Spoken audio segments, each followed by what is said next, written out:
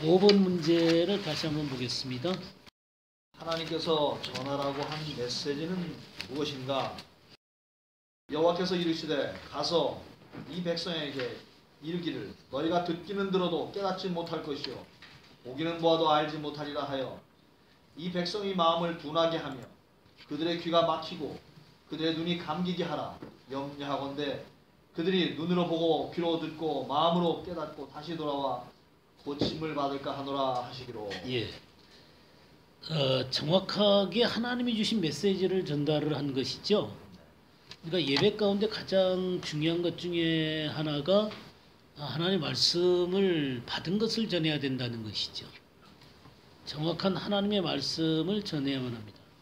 이 내용 자체가 참 놀라운 것은 듣기는 들어도 깨닫지 못할 것이다.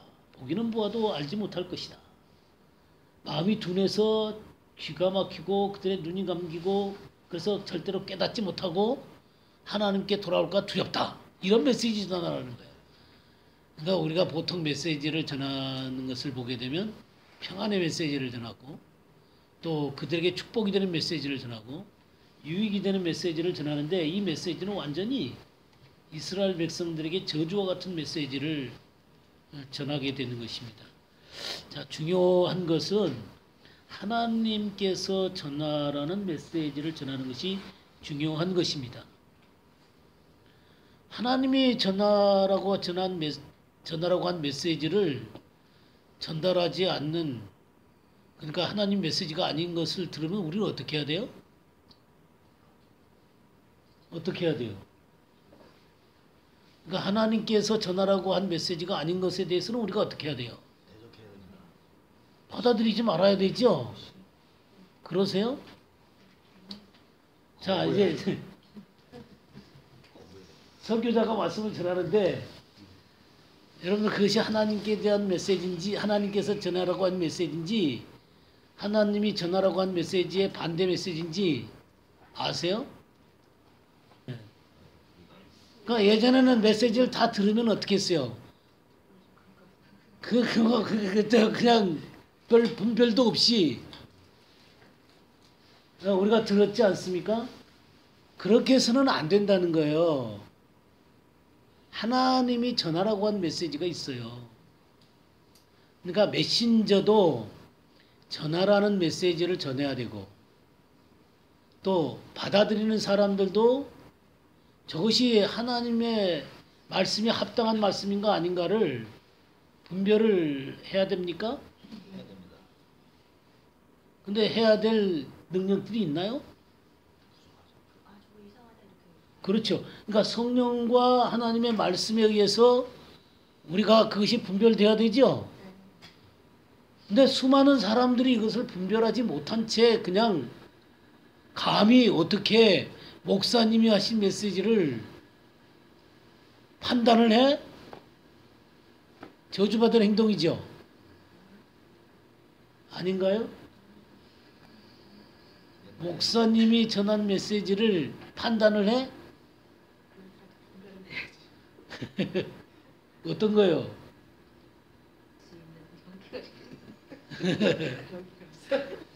용기가 없어.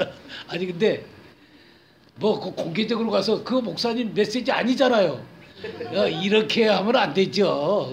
그거 몰라 그렇게 해야 될 사람도 있을지도 모르겠지만 그렇게 해서는 안 되고 그렇지만 그 메시지가 아닌 것에 대해서는 아니라고 얘기해야 되죠.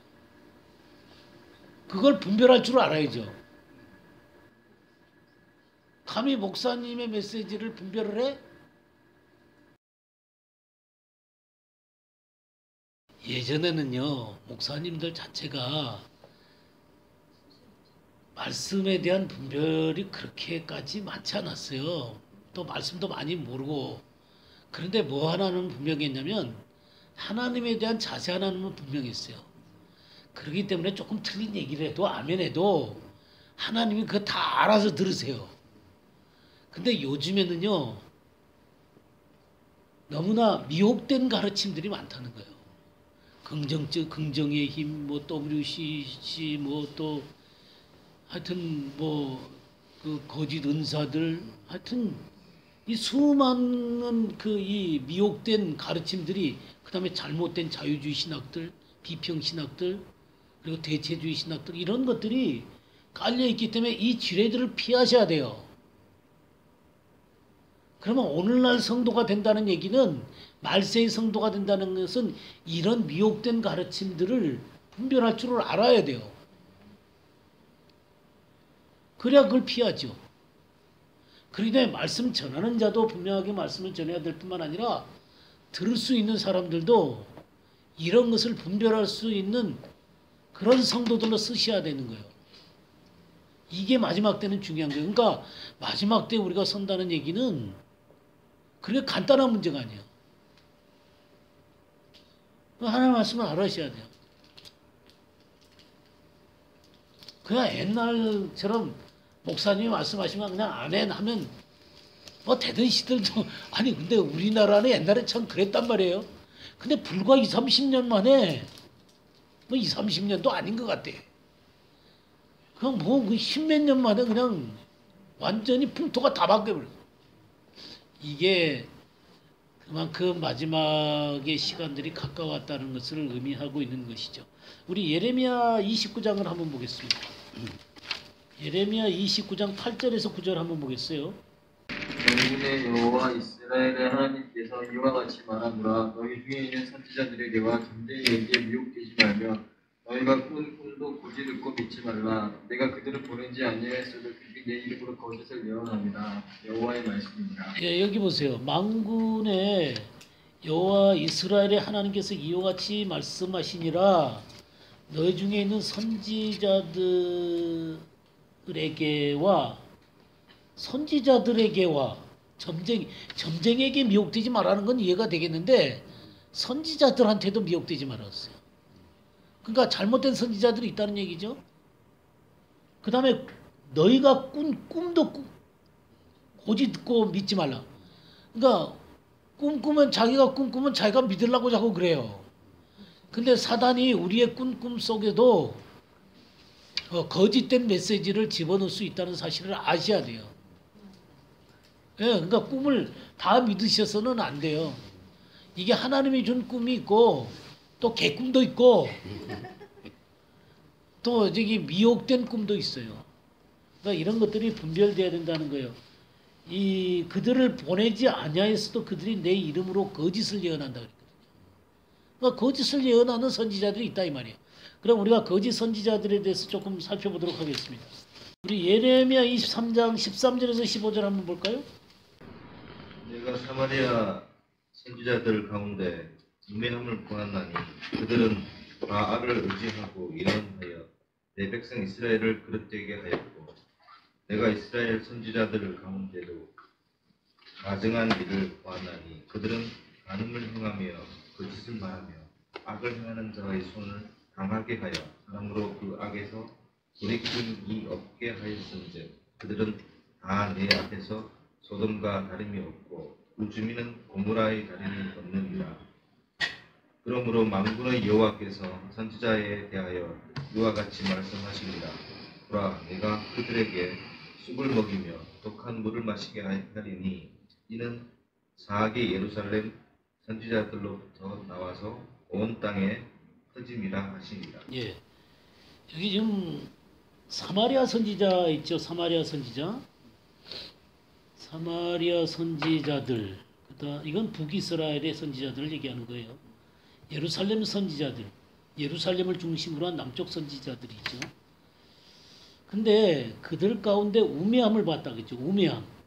이 우매함이라는 게요, 미련한 거잖아요. 그죠?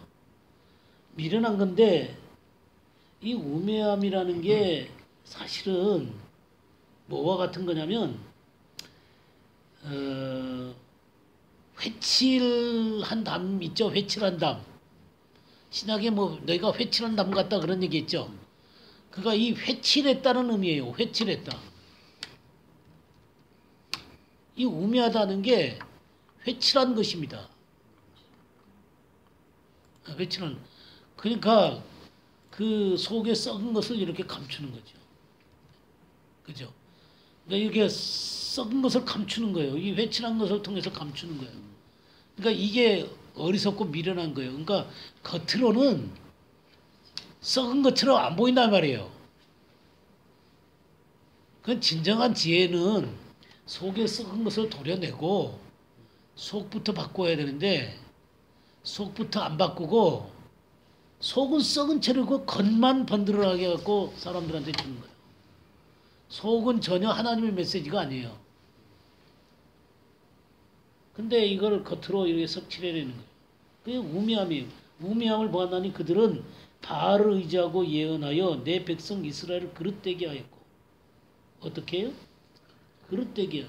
이 그릇되다는 것은 길을 잇는 거예요. 길을 잇는 거. 이 백성을 길을 잃게 만드는 거예요. 그러니까 바르게 하나님을 쫓아가야 되는데 이 속에 바알을 의지하게 하고 그렇게 해서 누구를 그릇되게 해요? 내 백성을 그릇되게 하는 거예요. 그러면 여기 내 백성이라고 하는 것은 하나님의 백성 아니에요. 그죠? 그러니까 이 거짓된 선지자도 문제고 백성도 문제예요. 둘 다 망하는 거예요. 이 회칠한 이 겉으로만 그럴듯한 이 메시지를 듣고 있으면 그 선지자도 하나님 앞에 망하는 거고 이것을 듣고 있는 백성도 길을 잃어버리는 거예요. 지금 이런 말이에요. 그 다음에 14절 내가 예루살렘 선지자들 가운데에서도 가증한 일을 봤다 그랬죠. 이 가증한 일을 보았다. 이 가증한 일이라는 게 뭔지 아세요? 무서운 일이에요. 무서운 걸 봤다는 거예요. 왜 무서워요? 가증한 일을 왜 무섭다는 말로 표현해? 이 히브리어로는 이게 무섭다는 말이에요. 이 가증한 일이 무서운 거예요. 왜냐하면 하나님으로부터 떨어져 나가게 하니까요. 그러니까 하나님의 재앙을 받는 것이니까 이게 무서운 일이 되는 거예요. 그들은 이 선지자들은 간음을 행하고 도덕적으로 깨끗이 않다는 거예요. 거짓을 말하며 그러니까 거짓말이 섞여 있다는 거예요. 메시지 가운데 거짓말이 섞여 있다는 거예요. 거짓말이라고 하는 거는 자기가 하지도 않은 것을 했던 것을 거짓말일 수도 있지만 하나님이 말씀하시지 않은 것을 지 마음대로 만들어서 하는 거예요. 그 거짓이에요. 거짓. 그 다음에 악을 행하는 자의 손을 강하게 하며 악을 행하는 자들이 악을 하지 못하도록 만들어야 되는데 더 방조하는 거예요.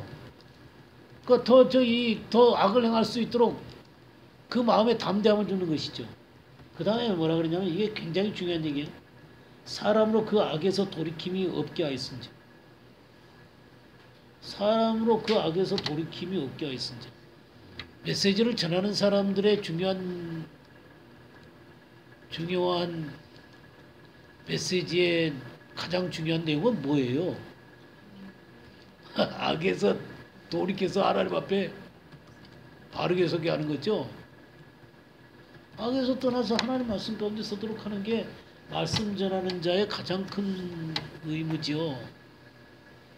근데 악에서 떠나지 않게 하는 거예요. 악에서 떠나지 않게 하려면 어떻게 해야 돼요? 그러니까 적당히 때려주는 거예요. 많이 때리면 안 되고 때리기도 해야 돼요. 때리지도 않으면 그 목사는 하나님 말씀을 바르게 안 전한다고 얘기를 들으니까 마치 바르게 전하는 것처럼 전하면서도요. 살짝 이렇게 건드려주고 싸매주는 거예요. 그래서 그 상태에서 머물러 있을 수 있다. 그러니까 이렇게 찔러놓고도 그렇지만 우리가 연약하기 때문에 우린 주님이 우리를 여전히 사랑하신다고 가르치는 거예요. 그러면 죄에 대해서 책망을 받다가 또 위로를 받아요. 그러면 안 변해도 돼요. 그러니까 이 죄에 대한 추적이 안 되는 거예요. 하나님의 말씀은 그 사람이 하나님 앞에 바르지 않은 것을 끝까지 추적해 가야 되는 거거든요. 말씀이. 그래갖고 그 근원까지 가서 그 죄를 범하고 있는 그 근원을 소탕해 내야 된다고요. 근데 거기까지는 안 가요. 그 겉에만 이렇게 두드려주고 가는 거예요. 그런 거 안 느끼세요? 말씀 들을 때 그런 거 안 느끼세요? 그렇죠. 육신이 연약하기 때문에 우리는 육신이 있는 거로. 그러니까 육신이 있으니까 육신을 처리해야 되는 거거든요. 크리스찬은 육신을 처리해야만 성숙하는 거예요.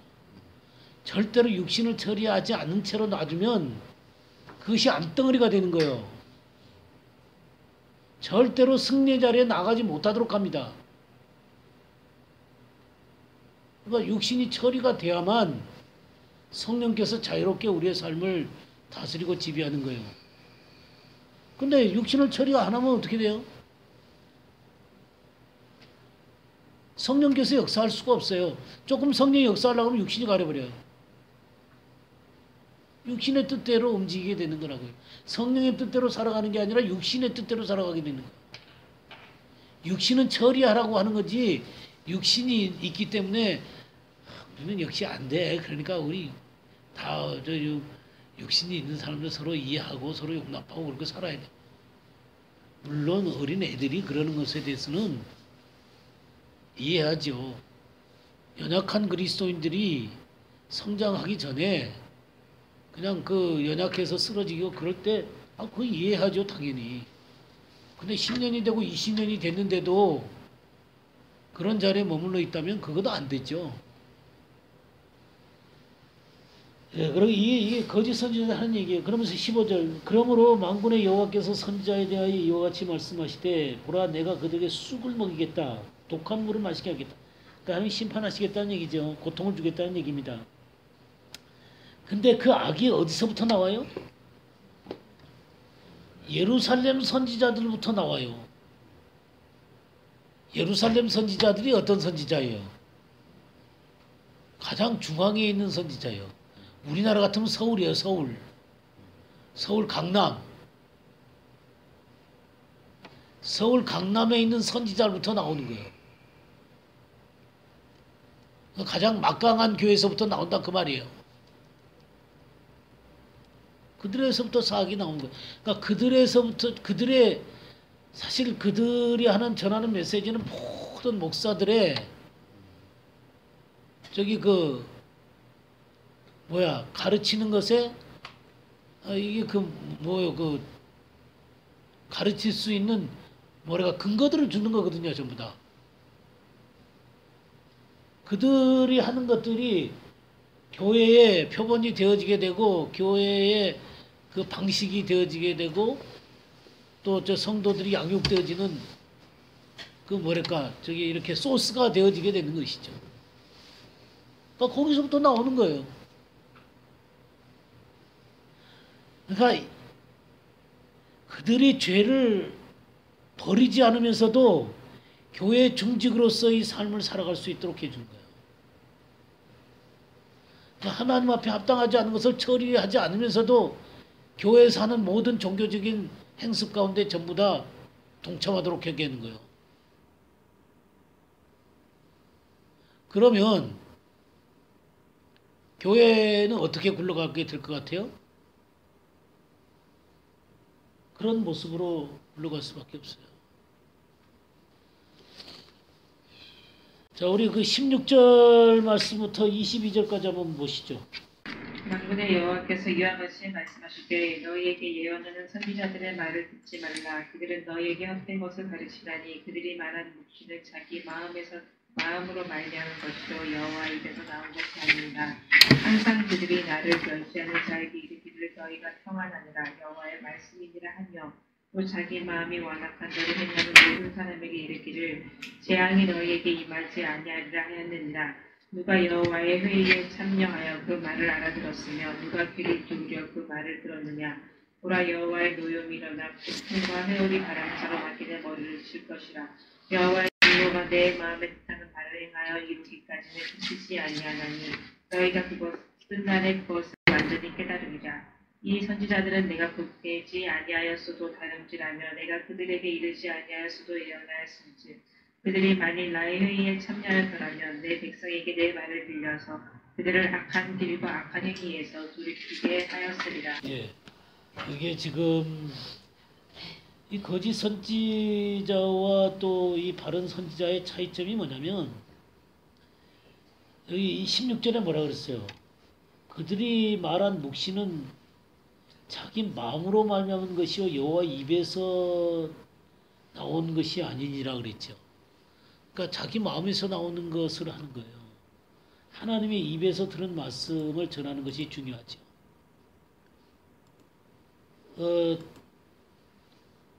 17절에 항상 그들이 나를 멸시하는 자에게 이르기를. 누구를 멸시해요? 나를 멸시하는 자들 그랬죠. 나를 멸시한다는 건 누구를 멸시한다는 얘기예요. 하나님을 멸시하는 자에게 이르기를 너희가 평안하리라 여호와의 말씀이니라. 자기 마음이 완악한 대로 행하는 모든 사람에게 이르기를 재앙이 너에게 임하지 않을 것이다. 평안을 얘기해 주는 거예요. 누구한테요? 하나님을 멸시하는 자들. 그럼 하나님을 멸시한다는 게 뭐예요? 뭐가 하나님을 멸시할 것 같아요? 그러니까 하나님의 말씀을 들으면서도 순종치 않는 거죠. 그러니까 좀 듣기 어려운 말들은 어떻게 하는 거예요? 슬 피하는 거예요. 그죠? 그러니까 하나님을 멸시한다. 지금 하나님을 멸시하는 자들에게 평안을 얘기해 주는 거 보면은 하나님을 경배한다고 하는 사람들 사이에 있는 사람들이에요. 그죠? 평안을 들을 수 있는 자리에 앉아 있는 사람이죠. 그러니까 외중 가운데 앉아 있는 자잖아요. 그죠? 그러니까 그런 사람들에게 평안을 얘기해 준 거예요. 그러니까 그 사람에게 가장 필요한 것은 뭐냐면 하나님 앞에 합당하지 않는 것을 바르게 하는 거죠. 지금 하나님과 자신 사이에 죄의 문제가 걸려 있으면 죄의 문제를 버리고 하나님 말씀 앞에 순복하고 성령님의 인도하심을 받아야 되는 게 그 사람이 할 일이죠. 그 사람이 듣기 좋아하든 듣기 싫어하든 간에. 그죠? 그래야 이가 하나님하고 바른 관계 가운데로 돌아오게 될 거 아닙니까? 근데 사실 사람들은 다 그게 듣기 싫어해요. 그렇지만 진정한 하나님의 사람들은 그런 말을 들을 때 어떡할 것 같아요? 예? 그렇죠. 회개하겠죠. 회개하죠. 잘못된 것을 지적받을 때 참된 신자들은 어떻게 하는 거예요? 예, 그럴 때 마음이 아프죠. 좀 듣고 싶지 않아도 고통스럽지만 하나님 앞에 회개하는 마음이 생기잖아요. 근데 이럴 때 쓱 피해버리고 그냥 무시해버리고 여전히 종교적인 행사만 하는 거예요. 11조도 내고 교회에서 봉사도 하고 근데 죄는 그대로 간직하고 사는 거예요. 그리고 전혀 아파하지도 않아요. 얼굴 뻔뻔하게 하고 다니는 거예요. 그런 사람이 하나님 멸시하는 자들이에요. 근데 그들한테 뭘 선포를 해줘요? 평안을 선포를 해줘요. 하나님이 늘 우리와 함께 하십니다. 하나님이 우리와 늘 함께 하십니다. 하나님이 당신이 연약해서 잘 아세요. 하나님은 우리를 위로하시는 분이십니다. 그런 거죠. 그렇게 하는 거예요. 근데 여기 참 재밌는 단어가 있어요. 18절에 누가 여호와의 회의에 참여하여 그의 말을 알아들었으며 누가 귀를 기울여 그 말을 들었느냐. 여기 여호와의 회의라는 말이 나와요. 22절에도 그들이 만일 나의 회의에 참여하였더라면 내 백성에게 내 말을 들려서 그들로 악한 길과 악한 행위에서 돌이키게 하였으리라. 어디에 참여했으면요? 이거 진짜 여호와의 회의에 참석을 해야 돼요. 말씀 전하는 사람은 어디에 참석해야 돼요? 그럼 여호와의 회의가 뭐예요? 하나님의 음성을 들을 수 있는 장소죠. 이 여호와의 회의라는 게요, 이렇게 번역이 됐습니다만은 이게 그 히브리어로 소드라는 말이에요. 소드. 이 소드라는 말인데 친밀한 대화, 친교 또는 총회, 뭐 회의, 뭐 그런 게 다 되는 거예요. 그러니까 친밀한 대화예요. 친밀한 교제고 이게 소드예요. 하나님과 친밀한 교제, 또 하나님과 친밀한 대화 속으로 들어가셔야 돼요. 아까 우리 정 목사님하고 같이 오는데 하나님이 뭘 하시면 하나님 참 놀라우세요. 하나님 정말 참 이게 하나님 정말 찬양 받으실 만한 분이세요. 이렇게 하면 하나님이 되게 좋아하신대요. 이게 하나님께서 하신 거죠. 그러니까 그렇게 하나님과 이 친밀한 교제 가운데 있을 때 하나님의 마음을 알게 되잖아요. 그죠? 하나님의 뜻을 알게 되고 또 하나님의 말씀을 들을 수 있게 되고 그렇게 되어진 사람들의 메시지, 여기에 그 메시지 가운데 하나님의 성령께서 함께 하시겠죠. 그런 사람들의 메시지에, 하나님이 전해준 그 메시지에 함께 할 때 영이요 생명이 되는 거예요. 그냥 단순한 논리나 단순한 말이 아니라 거기에 하나님의 생명이 함께하고 하나님의 영이 함께하게 되는 거예요. 영이요 생명으로 전해지게 되는 것이죠. 그렇게 그게 변화가 되어지게 되는 거예요. 자, 우리 28절 한번 볼까요? 28절. 나 여호와가 말하노라. 봉사를 얻은 선지자는 봉사를 말할 것이요 내 말을 받은 자는 성실함으로 내 말을 말할 것이라. 겨와 밀을 어찌 비교하겠느냐. 예, 겨와 밀을 그랬네요. 겨와 여기는 알고 그랬는데 여호와의 말씀이라 꿈을 꾼 선지자는 꿈을 말할 것이다 그랬죠. 내 말을 받은 자는 성실함으로 내 말을 말할 것이다.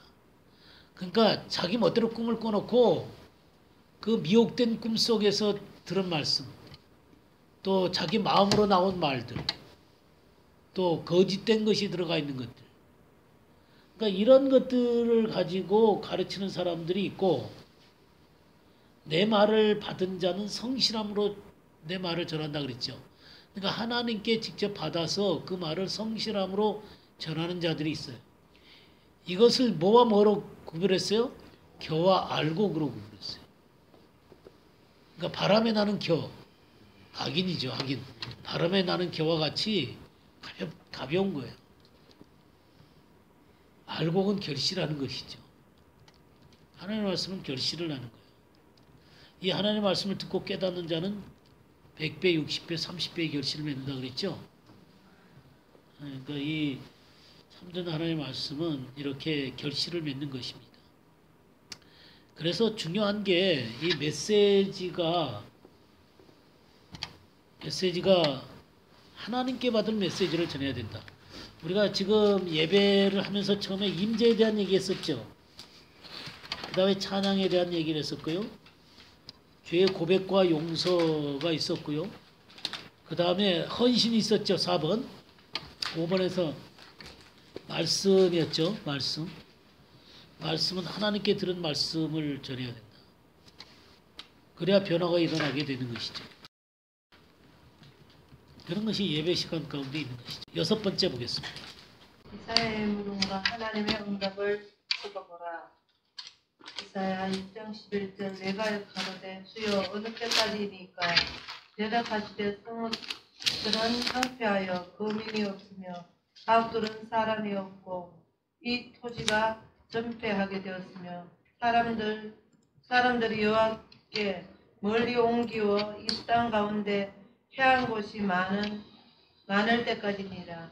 그 중의 10분의 1이 오히려 남아 있을지라도 이것도 삼키운 바 될 것이나 감나무 상수리나무가 배임을 당하여도 그루터기는 남아있는 것 같이 거룩한 씨가 이 땅의 그루터기입니다. 예.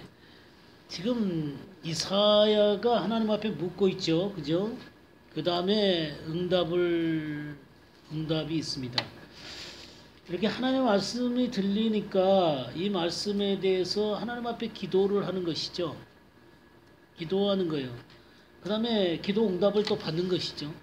그러니까 이 예배라고 하는 것은 하나님의 말씀을 듣고 또 기도하고 응답을 받고 하는 것들이 예배 시간 가운데 있어야 된다는 거예요.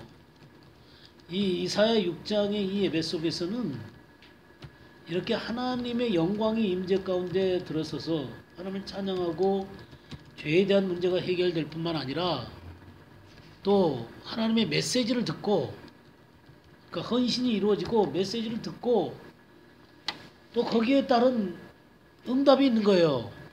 기도를 하게 되고 또 응답을 받게 되고. 예배 시간에 하나님께서 우리에게 말씀하십니까? 합니까 안 합니까? 하십니다. 하시죠. 그러고 그런 메시지가 들려올 때 내가 하나님 앞에 묻습니까 안 묻습니까? 묻죠. 그리고 하나님의 확인을 듣고 그러시죠. 그런 것이 있어야 되는 거예요. 예배 시간이 하나님과 나와의 하나님 앞에 일방적으로 드리기만 하는 거 아니잖아요. 그죠? 하나님 메시지도 하고 또 내가 또 고백하기도 하고 또 하나님 앞에 성령으로 응답받기도 하고 뭐 이런 것이 예배 시간에 이루어지게 되는 것입니다. 그러니까 살아있는 예배라는 게 그런 거예요.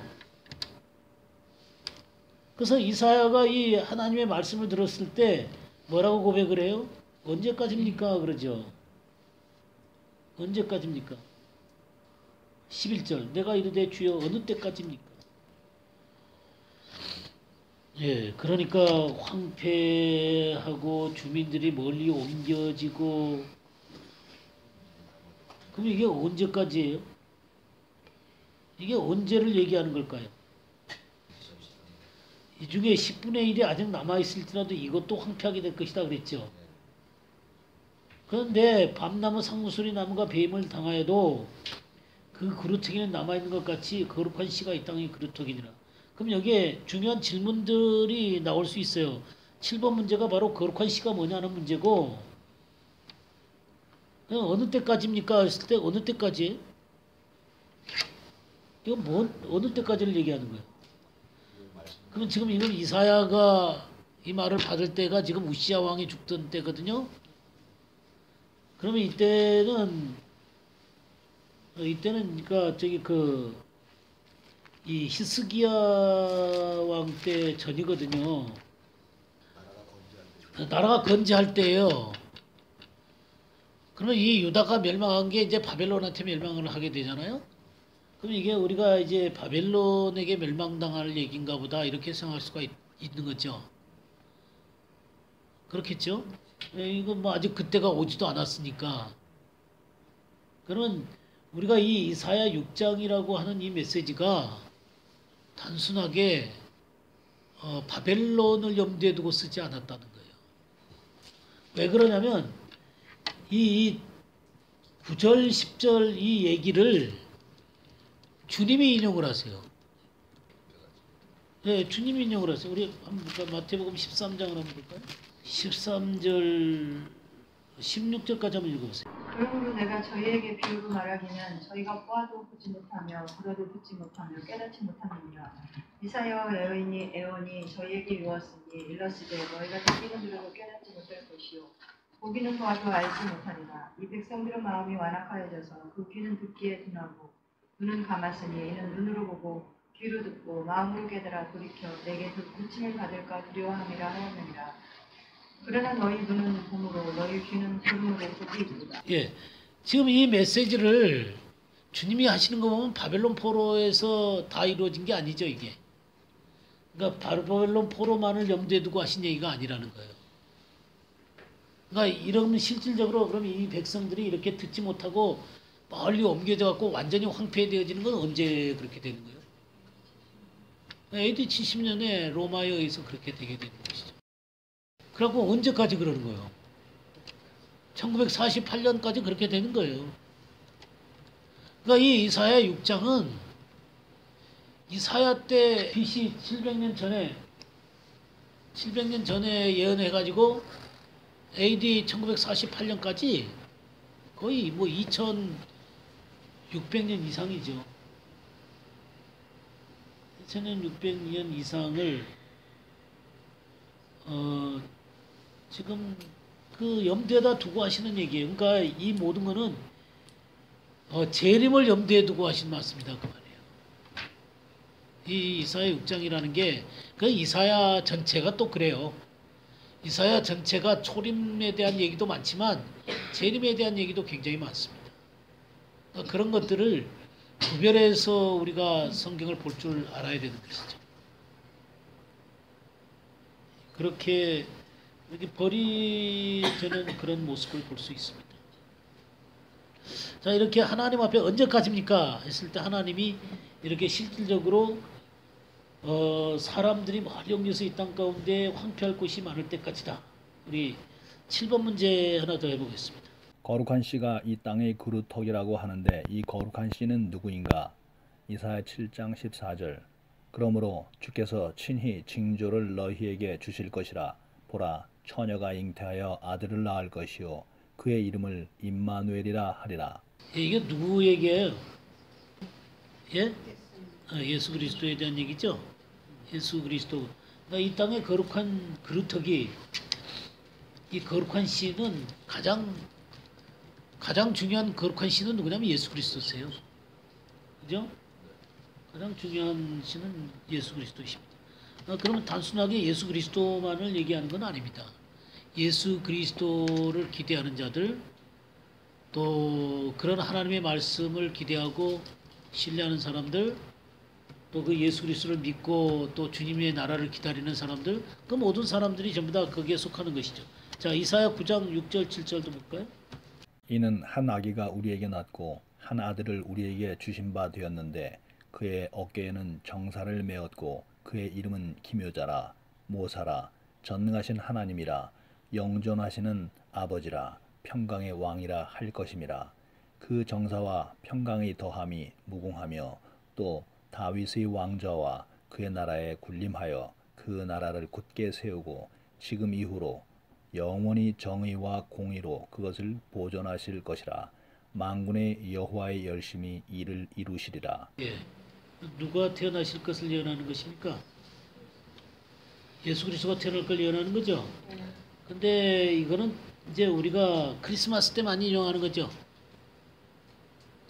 크리스마스 때 이거 인용 많이 하죠. 근데 7절 말씀을 보게 되면요, 그 정사와 평강의 더함이 무궁하며 그랬죠.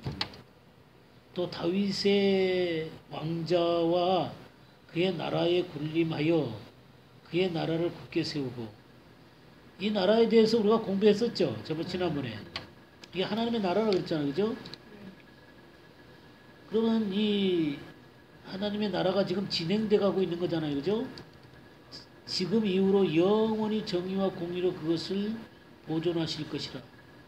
만군의 여호와 열심히 이를 이루시리라. 그러면 이 영원히 정의와 공의가 완전히 이루어지는 그때가 언제예요? 예? 예, 다시 오실 때죠? 그러니까 이 6절, 7절 이 말씀은 예수 그리스도의 초림부터 시작해가지고 완전히 하나님 나라가 이루어질 때까지를 전부 다 망라하고 있는 것입니다. 이거를 만군의 여호와 열심히 이룬다는 거예요. 그러니까 결국 이 거룩한 시의 가장 핵심은 예수 그리스도세요. 그리고 그분은 초림 때 우리의 구원을 위해서 오셨을 뿐만 아니라 그의 나라를 정의와 공의로 완전히 이루실 것이라는 것이죠. 그러니까 이건 재림 때까지의 모든 것들이 거기에 들어있는 것들을 보게 됩니다. 그러니까 이 거룩한 씨라는 것들을 예언했을 때 그것은 단순히 초림만을 본 것이 아니라 마지막 때까지 봤다는 것들을 이런 말씀 속에서 보셔야 되는 거예요. 그 다음에 그 10장 20절에서 23절도 읽어주세요. 그날에 이스라엘의 남은 자와 야곱 족속의 피난한 자들이 다시는 자기를 친 자를 의지하지 아니하고 이스라엘의 거룩하시니 여호와를 진실하게 의지하리니 남은 자 곧 야곱이 남은 자가 능하신 하나님께로 돌아올 것이라. 이스라엘이여 네 백성이 바다의 모래 같을지라도 남은 자만 돌아오리니 넘치는 공의로 파멸이 작정되었음이라. 이미 작정된 파멸을 주 만군의 여호와께서 온 세계 중에 끝까지 행하시리라. 예. 그날에 이스라엘의 남은 자와 야곱 족속의 피난한 자들이 그랬죠. 네, 남은 자에 대한 얘기잖아요, 그죠? 남은 자에 대한 얘기. 남은 자, 특별히 22절에 보면 이스라엘의 내 백성이 바다의 모래 같을지라도 남은 자만 돌아오리니 넘치는 공의로 파멸이 작정되었습니다. 그래서 결국 그 이스라엘 가운데 남은 자들을 남겨두신다는 얘기죠. 그럼 이 남은 자가 누구예요? 정확하게 남은 자가 누굽니까? 그리스도의 신부. 그러면 지금 이 시대, 그러니까 이 이사야 시대의 남은 자는 누구예요? 자, 그럼 좀 더 우리가 쉽게 이해하기 위해서 노아 시대 때의 남은 자는 누구예요? 노아 시대 때. 맞습니까? 그때는 남은 자가 분명하죠? 이해하기 쉬우시죠? 그러면 광야에서 남은 자는 누구예요? 여호수아 갈렙. 여호수아 갈렙이에요. 여호수아 갈렙. 아, 물론 저기 그 후세대들도 있지만 후세대들이 전부 다 후세대들은 그냥 하나님께서 다음 세대로 들여보내는 것이지만 남은 자라고 얘기할 때 그건 여호수아 갈렙이에요. 그럼 이사야 시대 때는요? 이사야 8장을 한번 볼까요? 8장 16절에서 18절을 한번 보세요. 너는 증거의 말씀을 싸매며 율법을 낸 제자들 가운데에서 봉함하라. 이제 야곱의 집에 대하여 얼굴을 가리시는 여호와를 나는 기다리며 그를 바라보리라. 보라, 나와 및 여호와께서 내게 주신 자녀들이 이스라엘 중에 징조와 예표가 되었나니 이는 시온산에 계신 만군의 여호와께로 말미암은 것입니다. 예, 이 징조와 예표가 되는 사람들이 누구예요? 예, 18절 뭐라 그랬어요? 나와 및 여호와께서 내게 주신 자녀들이 이스라엘 중에 징조와 예표가 되었다 그랬죠. 16절에는 또 뭐라 그랬어요? 증거의 말씀을 싸매며 율법을 내 제자들 가운데 봉함하라. 그러면 이사야와 하나님의 말씀을 받은 자들이죠, 그죠? 저 제자들이라 그랬잖아요, 제자들. 그럼 이렇게 따지면 남은 자라고 하는 건 아니 제가 그냥 일부러 자꾸 짧게 만들려고 그렇게 말씀드리는 건 아니에요. 지금 성경에 나온 얘기를 그렇게 말씀을 드리는 것이죠. 그 이 남은 자에 대한 얘기를 그럼 바울 사도는 어떻게 얘기했나 볼까요?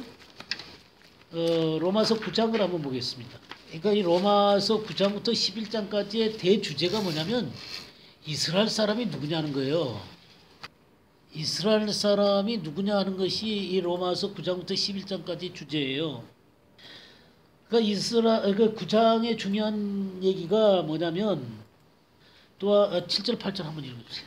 또한 아브라함의 씨가 다 그의 자녀가 아니라 오직 이삭으로부터 난 자라야 내 씨라 불리리라 하셨으니 곧 육신의 자녀가 하나님의 자녀가 아니요 오직 약속의 자녀가 씨로 여기심을 받느니라. 어떤 자가 하나님의 씨로 여김을 받는다고요? 약속의 자녀. 네, 하나님의 말씀으로 태어난 자들이 그 이스라엘이라는 거예요. 자, 그 다음에 조금 더 나가서요. 11절 12절. 그 자식들이 아직 나지도 아니하고 무슨 선이나 악을 행하지 아니한 때에 택하심을 따라 되는 하나님의 뜻이 행위로 말미암지 않고 오직 부르시는 이로 말미암아 서게 하려 하사 리브가에게 이르시되 큰 자가 어린 자를 섬기리라 하셨나니. 예. 그다음에 13절. 기록된 바 내가 야곱은 사랑하고 에서는 미워하였다 하심과 같으니라. 그러면 에서하고 야곱하고 전부 다 리브가에서 났죠. 그러니까 이게 약속의 씨에서 난 거죠. 근데 약속에서 씨에서 났는데 누구만 선택했다는 거예요. 그러니까 이스라엘은 선택된 자라는 거예요. 야곱의 가지로 선택된 자라는 거예요. 에서의 가지가 아니라 야곱의 자리로 선택된 자라는 거예요. 그래서 야곱의 12아들이 전부 다 12지파가 되는 거예요. 그런데 이걸로 끝내는 게 아니라 뭐 어디가 나오냐면 27절부터 27절부터 29절까지 한번 읽어주세요. 또 이사야가 이스라엘에 관하여 외치되 이스라엘 자손들의 수가 비록 바다의 모래 같을지라도 남은 자만 구원을 받으리니 주께서 땅 위에서 그 말씀을 이루고 속히 시행하시리라 하셨느니라. 또한 이사야가 미리 말한 바 만일 만군의 주께서 우리에게 씨를 남겨두지 아니하셨더라면 우리가 소돔과 같이 되고 고모라와 같았으리로다 함과 같으니라. 예, 그러면 야곱에게서 난 모든 12지파가 전부 다 이스라엘이죠. 그죠? 근데 이스라엘 수가 그렇게 해서 얼마큼 많아졌어요? 많아졌어요. 근데 누구만 구원받는다 그랬어요? 남은 자만 구원받는다. 주께서 땅 위에서 그 말씀을 이루고 속히 시행하리라 하셨느니라. 그럼 이게 언제 한 말이에요? 바다의 모래 같을지라도 남은 자만 구원받는다. 그 아까 이사야한테 한 얘기잖아요. 그래서 29절에 만일 만군의 주께서 우리에게 씨를 남겨두지 아니하시더라면 우리가 소돔같이 되고 고모라와 같이 되었으리라. 그러니까 그 씨들이 남겨뒀다는 거예요. 남은 자들을. 아니 제가 지금 제 얘기하는 게 아니라 예, 그러니까 이 씨는 예수 그리스도를 나타내죠. 예수 그리스도를 나타내고 또 근데 이제 아까 이사야에게서 남은 자들은 또 이사야와 그의 제자들 그랬잖아요. 그러면서 예수 그리스도를 기대했던 자들이죠. 그죠? 아까 처녀가 잉태하더라니 그 임마누엘이라 그랬잖아요. 그러니까 이사야의 그렇게 그 거룩한 씨가 근본적으로는 예수 그리스도세요. 그렇지만 이 예수 그리스도에 대한 기대를 갖고 이 말씀을 간직한 그런 자들이 남은 자들이라는 거예요. 그렇죠. 그것이 이사야와 그의 제자들이 바로 예표와 징조가 된다 그랬잖아요. 그러니까 그런 식으로 우리가 성경 속에서 이 남은 자에 대한 것을 추적해 보게 되면 그렇게 많은 숫자들이 아니다라는 거예요. 지금 노아 시대 때도 그렇고 광야 시대 때도 마찬가지고 또 이사야 시대 때도 마찬가지고 지금 바울 사도가 진짜 이스라엘이 누구냐 이거예요. 그건 진짜 이스라엘이 누구냐는 문제를 얘기하면서 약속의 자녀다. 그 다음에 야곱으로 말미암아 선택된 그런 자녀들이다. 그러나 그들이 바다 모래 같지 않아도 남은 자만 구원한다는 거예요. 그러니까 진짜 이스라엘은 누구라는 거예요? 남은 자들이라는 거예요. 이 얘기를 하면서 남은 자가 누구냐 하는 문제를 11장에서 다시 다루는 거예요. 한번 보겠습니다. 11장 1절부터 5절까지 한번 보시죠. 그러므로 내가 말하노니 하나님이 자기 백성을 버리셨느냐? 그럴 수 없느니라. 나도 이스라엘이니요 아브라함의 씨에서 난 자요 베냐민 지파라. 하나님이 그 미리 아신 자기 백성을 버리지 아니하셨나니 너희가 성경이 엘리야를 가리켜 말한 것을 알지 못하느냐? 그가 이스라엘을 하나님께 고발하되 주여 그들이 주의 선지자들을 죽였으며 주의 제단들을 헐어버렸고 나만 남았는데 내 목숨도 찼나이다 하니 그에게 하신 대답이 무엇이냐?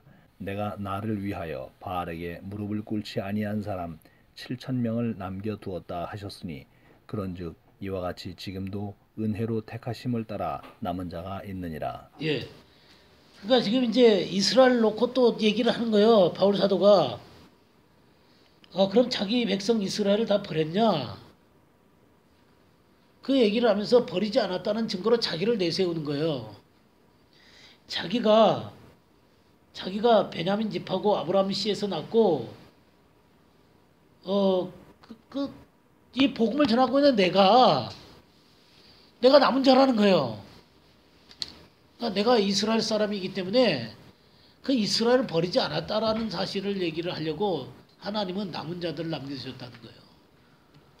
그러니까 남은 자라고 하는 거는 진짜 하나님의 뜻을 발견한 사람들이기도 하고 결국 이스라엘로 불려진 모든 사람들을 구원하기 위해서 하나님께서는 그들을 남겨두셨다는 거예요.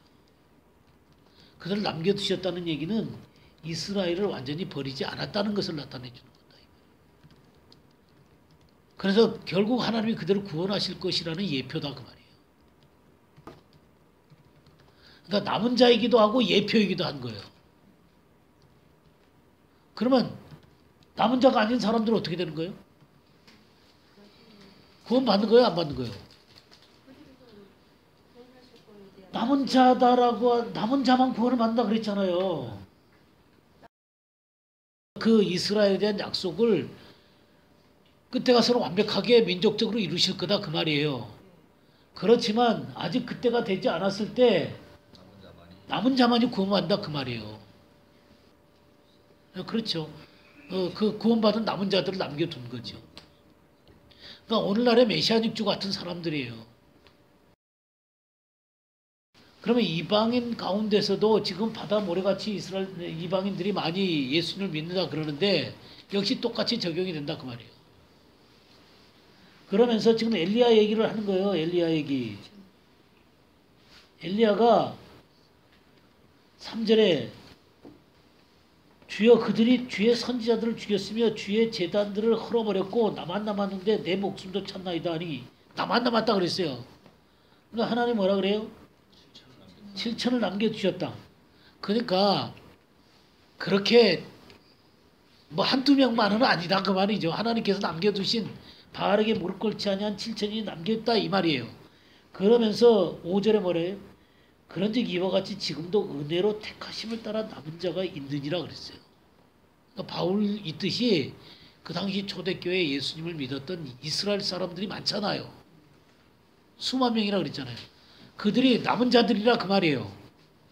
그들이 남은 자들인데 그렇다 하더라도 그들이 이스라엘 전체에 비하면 얼마나 돼요? 극소수에 불과하다 그 말이죠.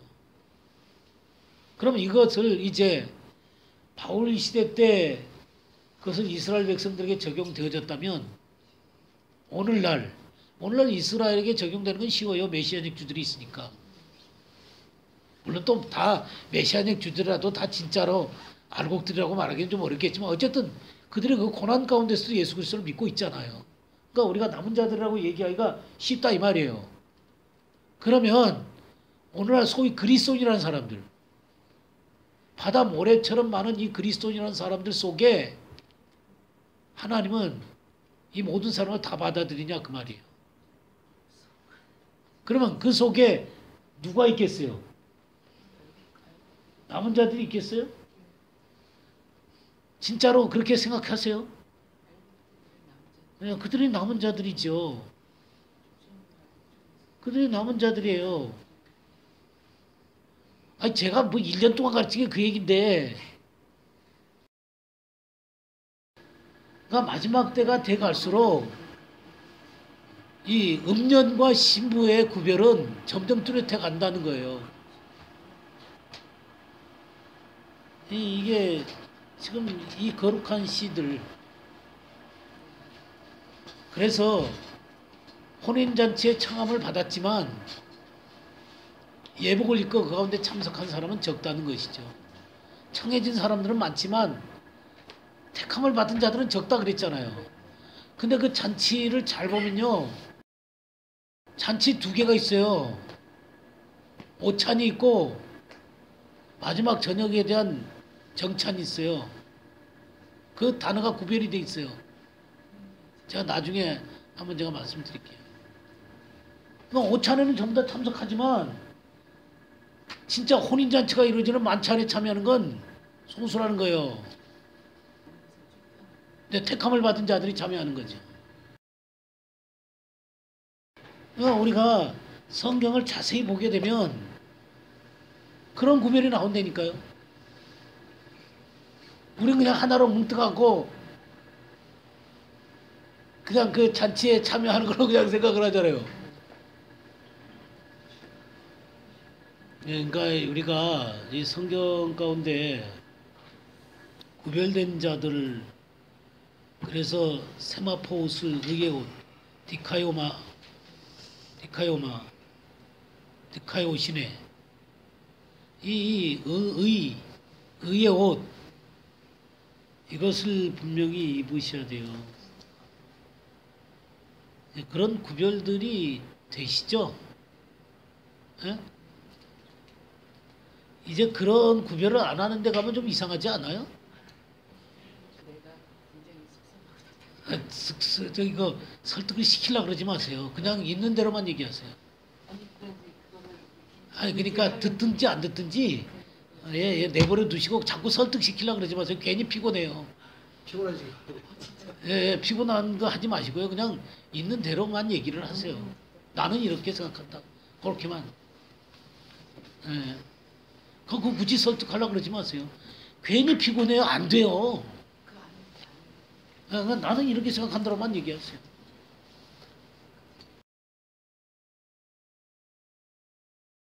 오늘은 여기까지 하죠.